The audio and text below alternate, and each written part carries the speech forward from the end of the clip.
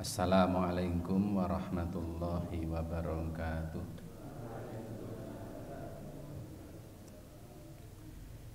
Innal hamdalillah nahmaduhu wa nasta'inuhu wa nastahdi wa natubu ilaih wa na'udzu billahi min syururi anfusina wa sayyiati a'malina may yahdihillahu fala mudhillalah wa may yudlil fala hadiyalah. Asyhadu an la ilaha illallah wahdahu la syarikalah wa asyhadu anna Muhammadan abduhu wa rasuluh. Allahumma sholli wa sallim wa barik ala nabiyyina Muhammadin wa ala alihi wa ashabihi wa man tabi'ahum bi ihsanin ila yaumiddin. Ibu bapak sekalian, para jamaah rahimakumullah, alhamdulillah kita senantiasa bersyukur kehadirat Allah Subhanahu wa taala karena hingga malam hari ini Allah taala senantiasa melimpahkan nikmat serta karunia-Nya kepada kita semuanya, sehingga malam hari ini kita bisa bersama-sama hadir di masjid ini untuk melaksanakan ibadah sholat maghrib, dan alhamdulillah bisa kita laksanakan dengan berjamaah. Salawat dan salam tidak lupa semoga tercurah atas Nabiuna Muhammad sallallahu alaihi wa alihi wasallam, yang semoga terlimpah pula kepada seluruh keluarganya dan semua umatnya yang senantiasa istiqomah dengan dinullah ini sampai hari kiamat kelak. Ibu bapak sekalian, para jamaah rahimakumullah, pada pertemuan yang telah lalu kita sampai pada perkara-perkara yang membatalkan sholat, dan pada malam hari ini akan kita sampaikan, kita baca bersama, kita telaah bersama al-mas'alatu tsaminah, masalah yang ke-8, yaitu ma yukrahu fis sholati, perkara-perkara yang dimakruhkan di dalam sholat. Perkara-perkara yang makruh. Makruh ini artinya perkara-perkara yang sebenarnya boleh dilakukan, hanya saja pelakunya dibenci oleh Allah Subhanahu wa taala. Jadi makruh itu dalam pandangan para ulama perkara-perkara yang mubah, perkara yang boleh, hanya saja orang yang melakukannya dibenci atau minimal tidak disukai oleh Allah Subhanahu wa taala. Maka di sini disebutkan yukrahu fis sholatil umuri taliyati. Ada beberapa perkara yang perkara ini sebenarnya boleh, hanya orang yang melakukannya sangat tidak disukai oleh Allah. Artinya pelakunya dibenci oleh Allah Subhanahu wa taala. Karenanya konsekuensinya adalah perkara-perkara yang makruh ini semestinya untuk dijauhi, untuk kemudian ditinggalkan. Apa saja kaum muslimin rahimakumullah, para jamaah rahimakumullah? Yang pertama, al-iqtisaru 'alal Fatihati fi raq'atainil awlayaini li muhalifati dzalika li sunnatin nabiyyi wa hadyihi fis sholati. Yang pertama, termasuk perkara makruh itu adalah mencukupkan hanya membaca surat Al-Fatihah saja pada 2 rakaat yang pertama. Ibu bapak, kita faham, dulu kita sampaikan bahwa membaca Fatihah itu termasuk rukun. Membaca surat setelah Al-Fatihah pada 2 rakaat yang pertama itu adalah sunnah yang sangat dianjurkan. Maka ketika kita sholat ada waktu kita untuk membacanya, kecuali kondisi makmum masbuk yang memang tidak mendapati, ini beda persoalannya. Ketika kita melaksanakan sholat sendiri misalnya, kemudian mestinya pada 2 rakaat yang pertama setelah membaca Fatihah itu dianjurkan membaca surat. Tetapi ketika kemudian kita mencukupkan hanya Al-Fatihah saja pada 2 rakaat yang pertama, ini termasuk perkara yang dimakruhkan. Kenapa? Limukhalifati dzalika li sunnatin nabiyyi sallallahu alaihi wasallam, karena yang seperti ini bertentangan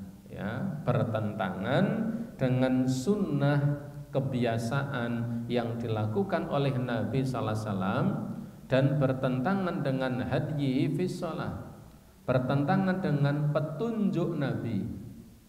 Jadi bertentangan dengan kebiasaan Nabi dan bertentangan dengan petunjuk Nabi. Karena Nabi membiasakan pada 2 rakaat yang pertama setelah membaca Al-Fatihah itu kemudian membaca surat. Ya, variatif. Salat subuh biasa yang dibaca panjang.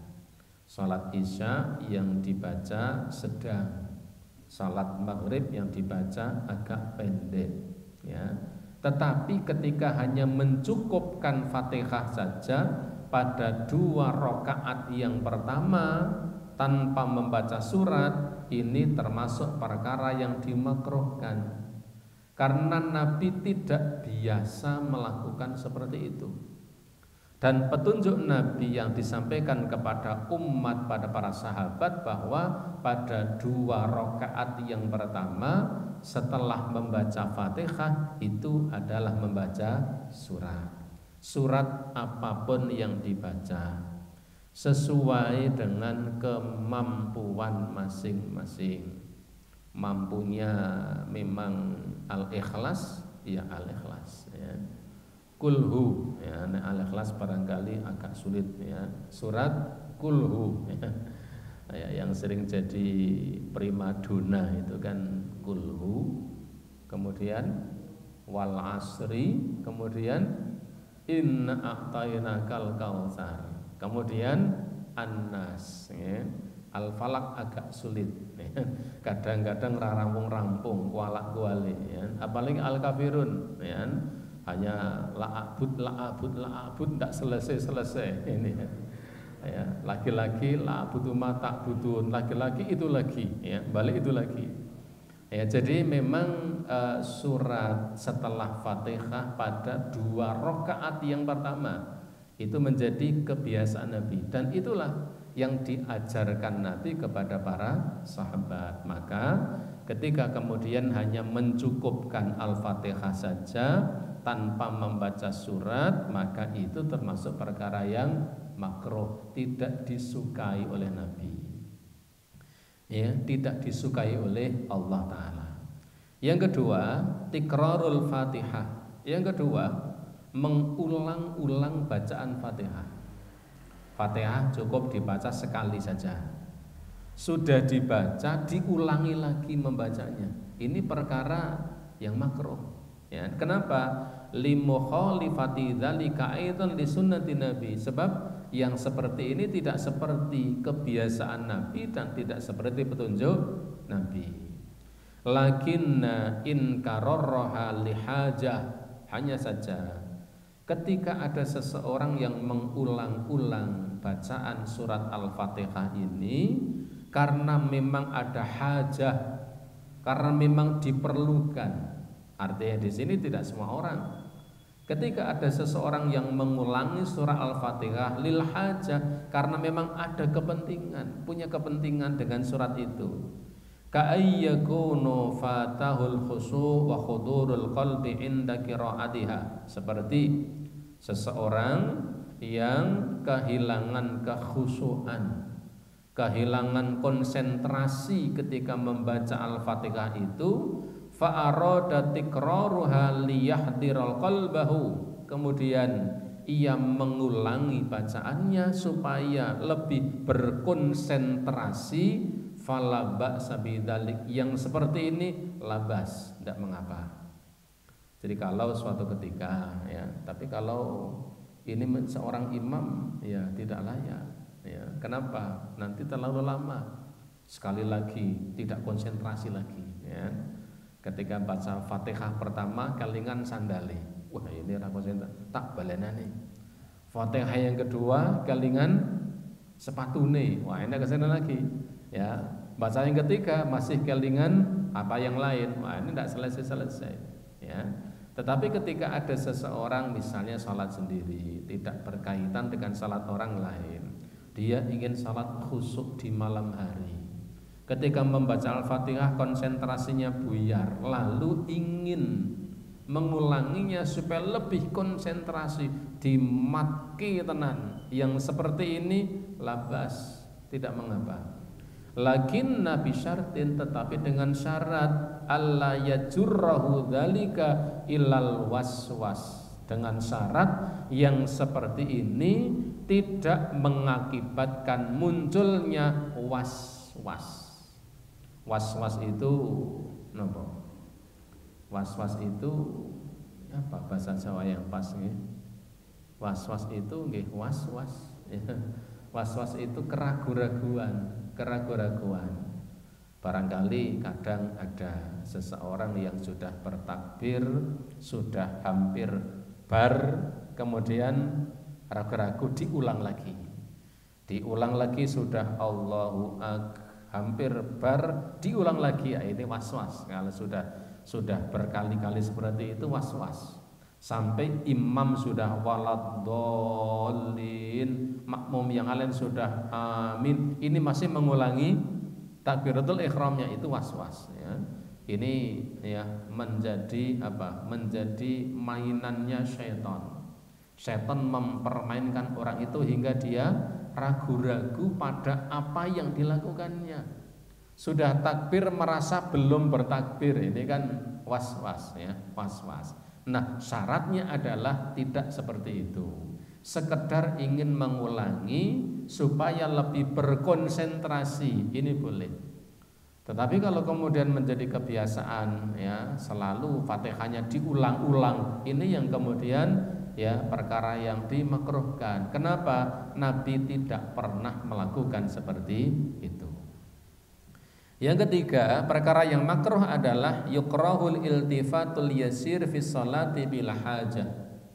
Yang ketiga, termasuk perkara yang makruh itu adalah iltifatul yasir, menoleh dengan tolean yang ringan. Nah itu, menoleh, menengok dengan tengokan yang ringan.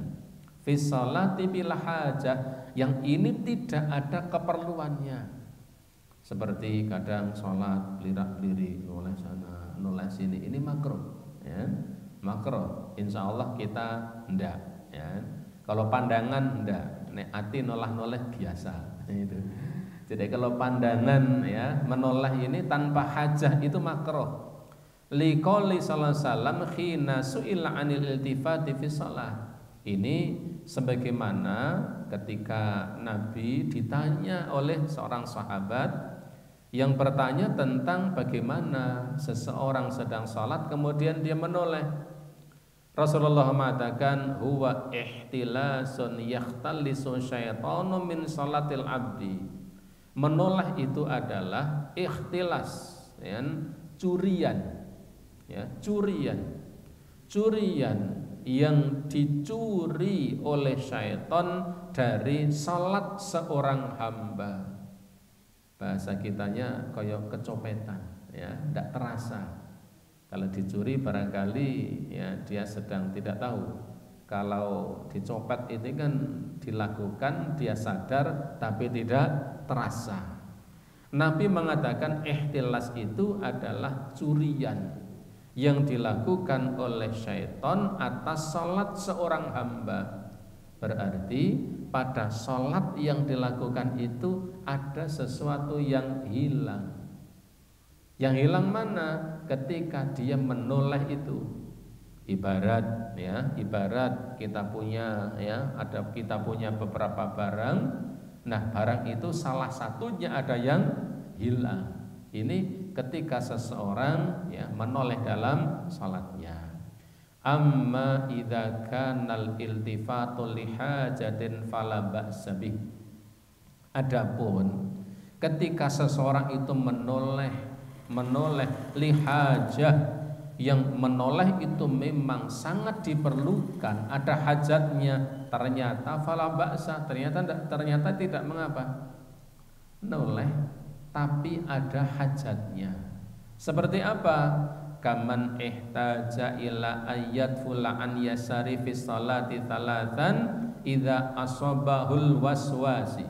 Seperti ketika ada seseorang menoleh ke sisi kirinya untuk kemudian meludah, dan itu dilakukan di dalam sholat ketika ada was-was yang merasuki hatinya. Tapi ini tidak berlaku di masjid kita, ya. Jadi kalau kemudian pas sholat, kemudian ada was-wasnya, noleh ngiwon jur idu, juh, wah ini nanti ada banyak masalah ini. Sing ngoten kok ana wong 15, wah ini babutnya jadi ndak karu-karuan gitu.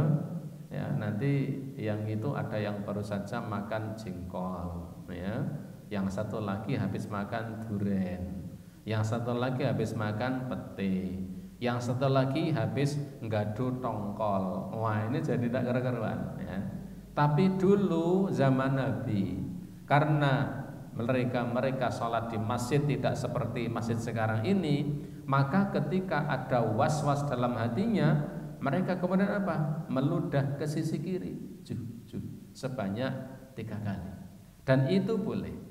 Fahadal iltifatu lihajah, menoleh yang seperti ini diperlukan karena muncul was-wasnya.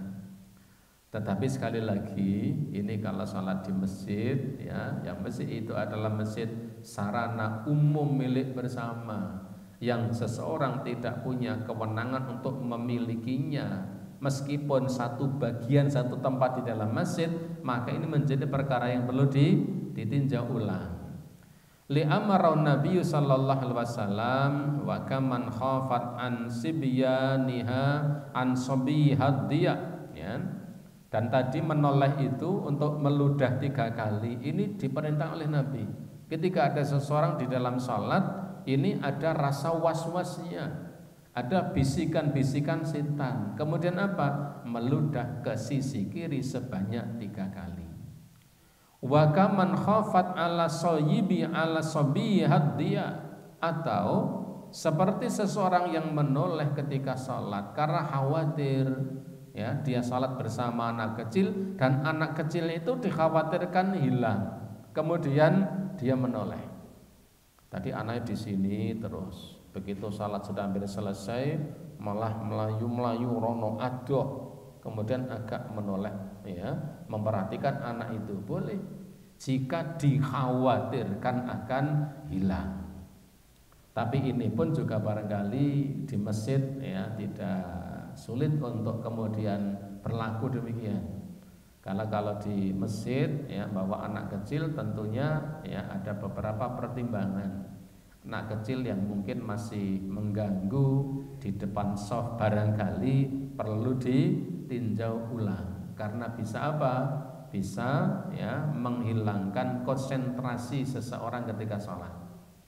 Kalau yang bagus itu ada di beberapa tempat, namanya Masjid Ramah Anak, MRA, Masjid Ramah Anak. Jadi sudah ada di beberapa tempat tapi belum banyak. Itu biasanya di sebuah perumahan yang mayoritas adalah muslim, dan mereka bersepakat setiap azan dikumandangkan maka semua penghuni komplek itu semuanya ke masjid, baik orang tua, baik wanita, anak-anak, bahkan anak kecil, serta bahkan wanita-wanita yang sedang berhalangan. Karena di masjid itu sudah disediakan ruang-ruang tertentu khusus untuk anak. Nah, itu sudah ada. Tapi biayanya, operasionalnya mahal. Jadi masjid itu lengkap, sebelah sana ada ruang untuk anak-anak, kemudian ada ruang untuk ibu-ibu yang berhalangan, sehingga ketika azan berkumandang maka tidak ada satu orang pun yang tinggal di rumah, semuanya ke masjid. Itu masjid ramah anak.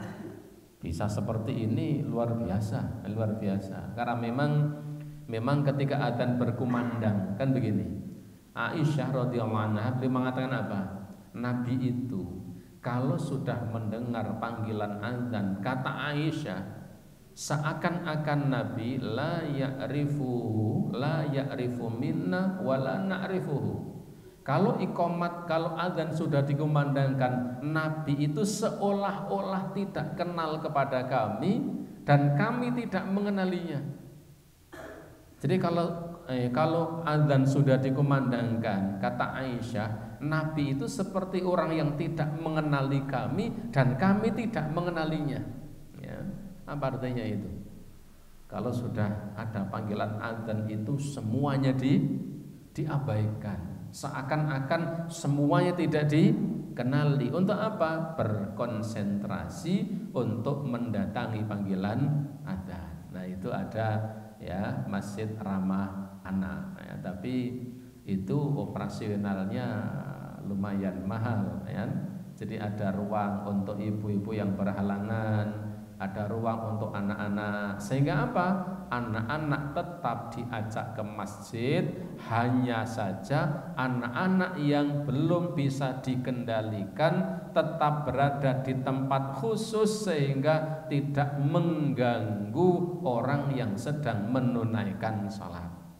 Bayangkan kalau tidak ada tempat seperti itu, sak komplek ke masjid semua, cah cilik-cilik seliwar, bawa bedil. Nanti sing baru sholat der begini, wah ini jadi kalang kabut itu. Maka anak itu diajak ke masjid ini perlu apa? Perlu pemikiran dan perlu tafsir, perlu rincian. Di antaranya beberapa yang memang sudah punya kesiapan menangkap itu.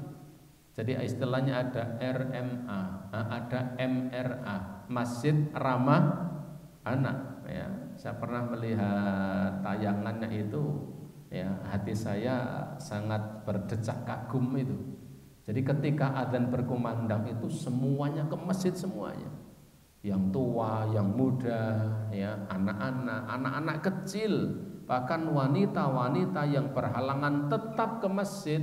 Hanya mereka anak-anak kecil dan wanita berhalangan tidak memasuki tempat yang digunakan untuk melaksanakan salat. Tapi ketika masuk waktu sholat mereka semuanya datang ke masjid. Sholat selesai, kegiatan selesai, mereka kembali ke rumah. Wah ini ya kalau itu ada di Temanggung ini, wah ini sesuatu yang luar biasa, luar biasa.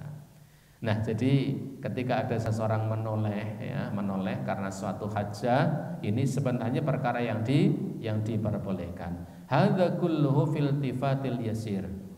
Tetapi dengan catatan menoleh tadi hanya menoleh yang menoleh ringan saja. Ya, menoleh itu barangkali hanya sekedar agak ada lirikan barangkali. Ya. Kenapa? Amma idza iltifatu syahsun bi kulliyatihi, karena ketika ada seseorang menoleh dengan secara total seluruh badannya, Allahu Akbar begini, anaknya ke sana noleh ini. Ya. Sehingga yang lainnya hadap ke kiblat ini madhab ke sana misalnya. Ketika ada seseorang menoleh dengan seluruh tubuhnya, au istidbaril kiblah, atau bahkan membelakangi kiblat, yang seperti ini tetap membatalkan salat. Jadi menoleh yang dibolehkan dengan hajat karena keperluan, karena ada kepentingan tadi, ya menoleh yang ringan. Kalau kemudian ya menolehnya itu sekujur badan jadi menghadap ke sana total, ya, atau menghadap ke sana, ini kemudian apa? mengakibatkan salatnya batal. Kenapa? Dia sudah tidak lagi menghadap kiblat. Badannya tidak menghadap kiblat, kepalanya tidak menghadap kiblat, ya, sekujur tubuhnya sudah tidak menghadap kiblat. Kemudian yang berikutnya, yang keempat, termasuk perkara yang dimakruhkan itu adalah taghmidul ainaini fis shalah, memejamkan kedua mata ketika salat, merem. Nah, itu ya, kita tidak terasa kan, kadang-kadang kita salat sambil merem. Ternyata memejamkan kedua mata ketika sholat itu termasuk perkara yang makruh. Meskipun boleh, tapi itu tidak disukai oleh Allah Subhanahu wa taala. Kenapa? Li'anna dzalika yushabbihu fi'lul majusi inda ibadatihim niran. Karena yang seperti ini, kalau dalam kitab ini disebutkan menyerupai orang-orang Majusi ketika mereka sedang menyembah api yang menjadi simbol, ya, penyembahan ibadah mereka. Orang Majusi itu kalau menyembah api ini sambil merem, ya, merem. Maka ketika kita sholat itu sebenarnya memejamkan mata atau merem itu termasuk perkara yang makruh.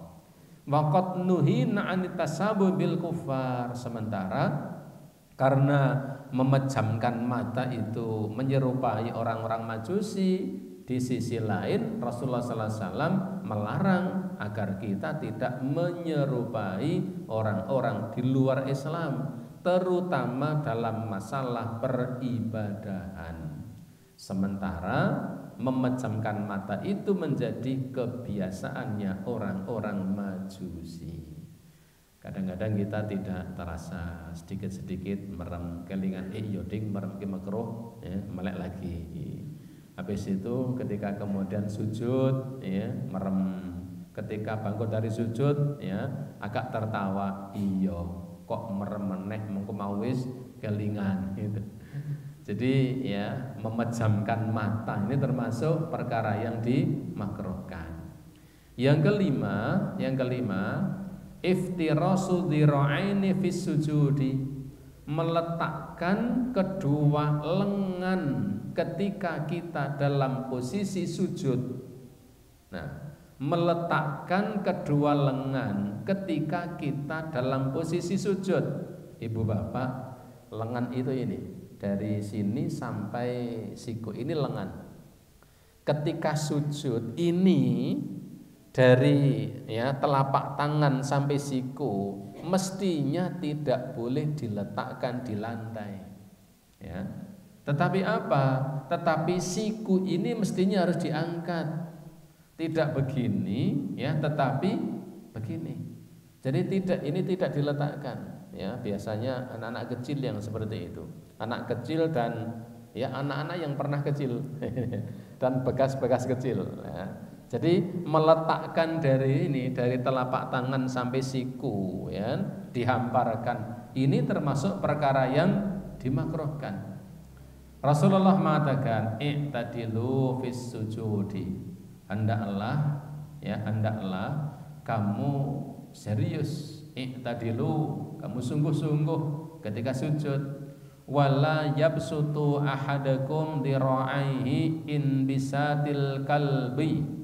Jangan kalian meletakkan, menghamparkan lengan kalian.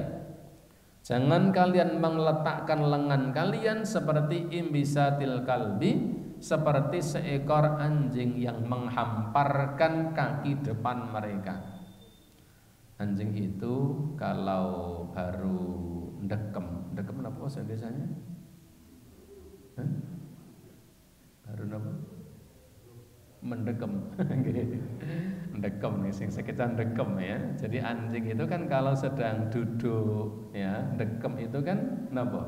Biasanya ininya diletakkan dari siku sampai lengan. Dan itu, ya, tidak diperbolehkan. Ini makruh. Bahkan Nabi sallallahu alaihi wasallam mengatakan tidak boleh.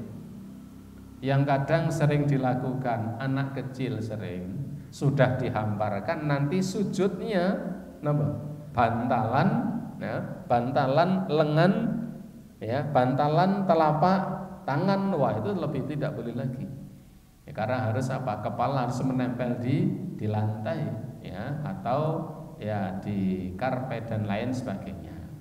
Fayan bagi lil musalli ayyujafiya baina diraihi, maka seyogyanya setiap orang muslim ketika dia sholat mengupayakan untuk menjauhkan kedua lengannya, wa yarfa'u ma'anil ardi, dan mengangkatnya dari tanah, dari lantai, maksudnya tidak dihamparkan begini tapi diangkat ya. Kalau sendiri barangkali agak renggang, kalau salat berjamaah agak dihimpitkan karena samping kanan dan kiri ada orang yang salat bersama kita. Wala yatasabbahu bil hayawan, dan kita mestinya tidak boleh menyerupai binatang ketika kita salat. Jadi meletakkan lengan ini ketika sujud ini termasuk perkara yang dimakruhkan. Yang keenam, kathratul abatsu fi shalah, ya, terlalu banyak bermain-main dalam salat. Lima fi min sighalil qalbil munafilil khusu'il matlubi fi shalah. Karena terlalu banyak bermain-main dengan sesuatu ketika sedang salat itu akan menyibukkan hati dan menghilangkan konsentrasi. Menyibukkan hati dan menghilangkan konsentrasi. Sementara konsentrasi dan atau khusyuk itu sesuatu yang sangat dianjurkan untuk dilakukan ketika seseorang melaksanakan salat. Ya, bermain-main dengan apa? Kalau punya jenggot, ya jenggotnya dilas-lus misalnya ya. Kemudian kalau pakai jam tangan, bola-balik ditilai mawon kan? Karena jamnya bagus misalnya. Kalau pakai cincin, bola-balik diile-ile, dimakme misalnya ya. Atau apapun, bermain-main dengan sesuatu apapun yang dengan main-main itu bisa menghilangkan konsentrasi, bahkan bisa menghilangkan kekhusyuan. Yang ketujuh, tahassur ya, tahassur ini ya, tahassur ini bahasa Jawanya metenteng ya. Apa metenteng itu? Bertolak pinggang ya, bertolak pinggang. Li hadisin Abu Hurairah ya, sebagaimana hadis dari Abu Hurairah, nuhiya ayyusalliya rajulun mukhtasiran. Rasulullah sallallahu alaihi wasallam melarang seseorang salat sambil bertolak pinggang. Ya, saya yakin tidak ada yang di tempat kita. Tapi barangkali di tempat-tempat yang orang salatnya itu tidak bersedekap, tetapi tangannya lurus, barangkali kadang yang ada pententengan. Ini tidak diperbolehkan. Takhassur ini adalah wad'ur rajulu yadahu 'alal khasri wal hasirah wa hiya wastul insanil mustaddaku faqal warkaini. Yang dinamakan dengan takhassur itu adalah seorang laki-laki atau perempuan meletakkan kedua telapak tangannya di tengah-tengah badan, yaitu pada badan yang menyempit di atas kedua pantatnya. Kan ting apa niki namanya? Ting bangkean ya, ting bangkean. Ya, kalimatnya bagian yang menyempit. Nah, kalau orangnya agak gemuk-gemuk ya ndak ada yang menyempit, malah bagian tengah rada ombo. Nah, ini. Jadi akhirnya bertolak pinggang, meletakkan kedua telapak tangan di pinggangnya. Nah, ini perkara yang dimakruhkan. Yang kedelapan, as-sadlu wa taqdiyatul fammu fis shalah. As-sadlu itu ya kerukupan. Bahasa kita kerukupan. Meletakkan kain kemudian dibuat ubel-ubel ya, kerukupan. Wa taqdiyatul fammi fis shalah, dan menutup mulutnya ketika dalam salat. Li hadits Abu Hurairah, berdasarkan hadis dari Abu Hurairah, naha Rasulullah sallallahu alaihi wasallam anissadli fis shalah. Nabi melarang seseorang yang kerukuban dalam salat.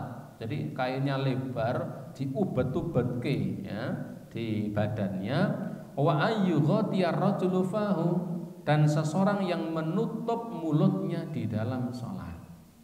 Nah ini yang oleh sebagian ulama dipakai sebagai dalil tentang larangan sholat dengan mengenakan masker.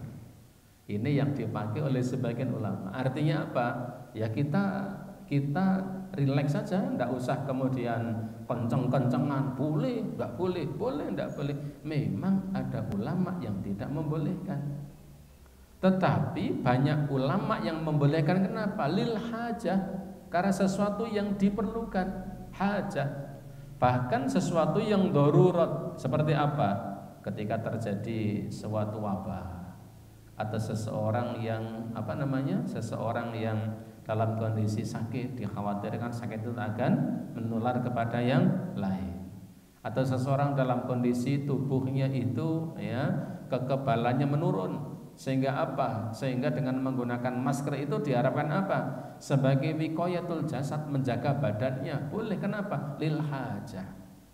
Jadi kalau kita mendengar ada seseorang yang kemudian melarang ada orang yang mengenakan masker ketika sholat, ya sudah, tidak usah kemudian dilayani dengan kenceng-kencengan, tidak perlu.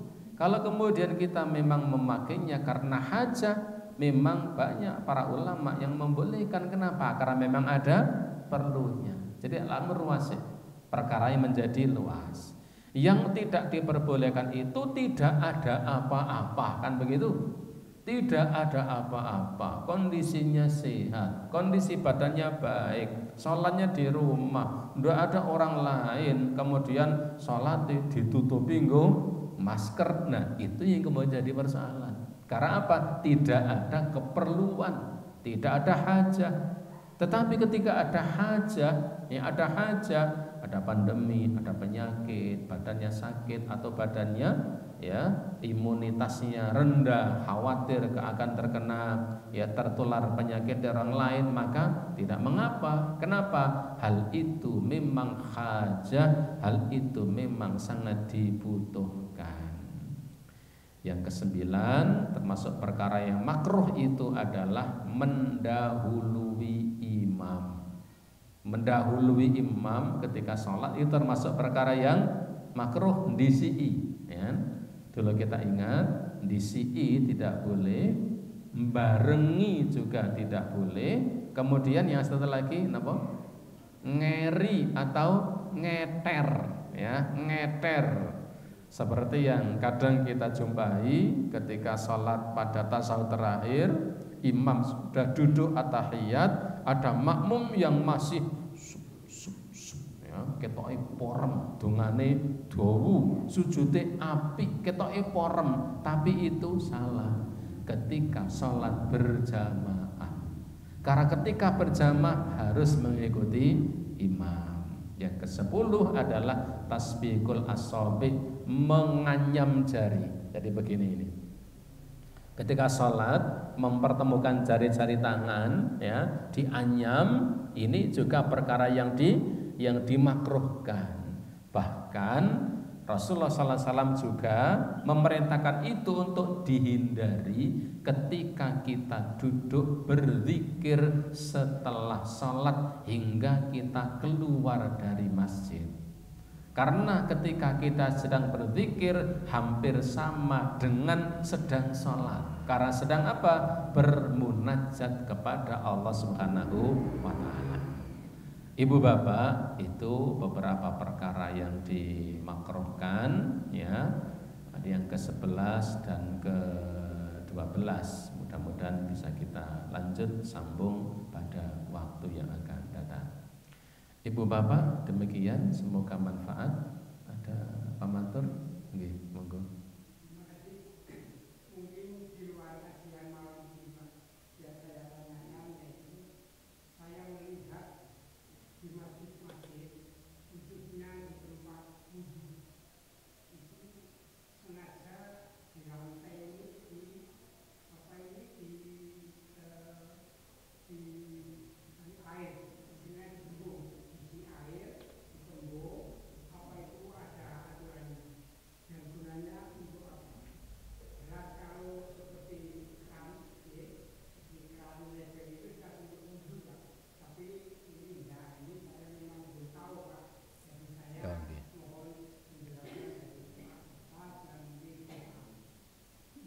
Matur nuwun. Dulu ketika kita membahas tentang air dan wudhu pernah kita sampaikan bahwa air yang ada di lantai dibuat seperti kolam kecil.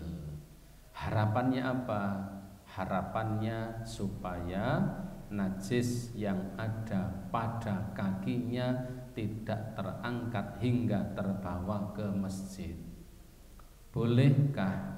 Tidak bolehkah? Tergantung bagaimana teknis dalam membuatnya. Pertama, mestinya yang seperti itu akan lebih bagus, ya, akan lebih bagus kalau itu diletakkan setelah seseorang itu keluar dari WC. Karena kalau dari WC itu memang betul-betul ya baru berjibaku dengan najis, ya. Jadi itu perlu ya bagus ketika kapan? Ya ketika ya diletakkan pada setelah keluar dari WC. Bagaimana kalau kemudian itu diletakkan setelah wudhu, tempat untuk wudhu selesai, kemudian ada genangan? Terus kalian ada dua catatan.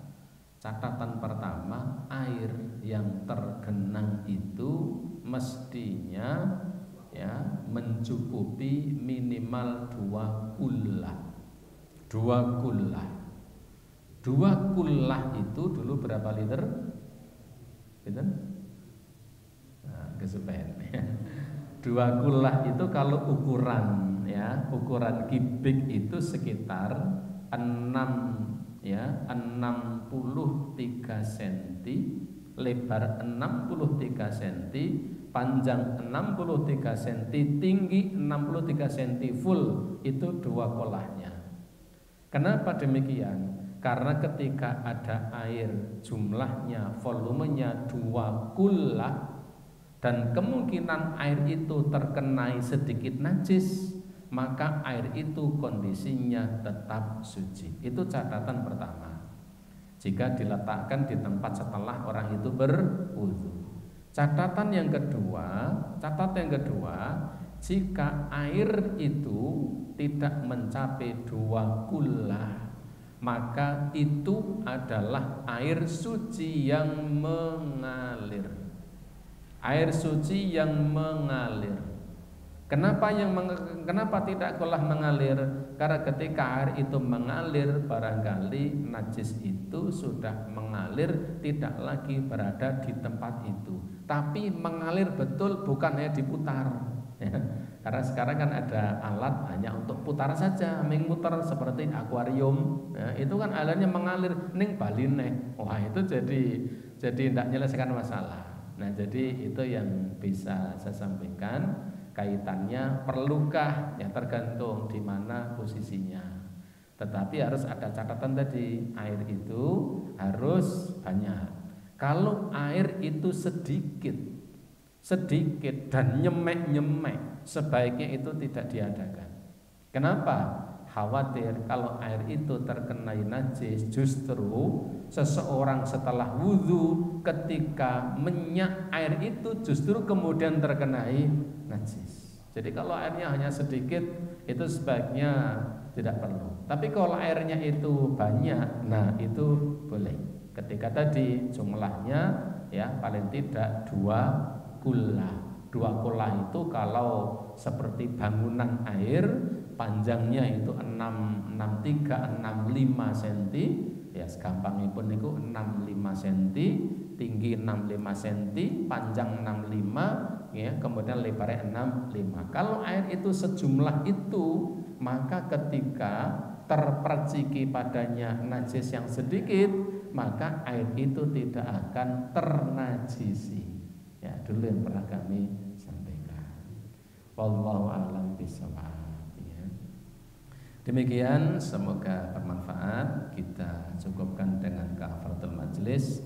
Subhanakallahumma wa bihamdika asyhadu an la ilaha illa anta astaghfiruka wa atubu ilaik. Assalamualaikum warahmatullahi wabarakatuh.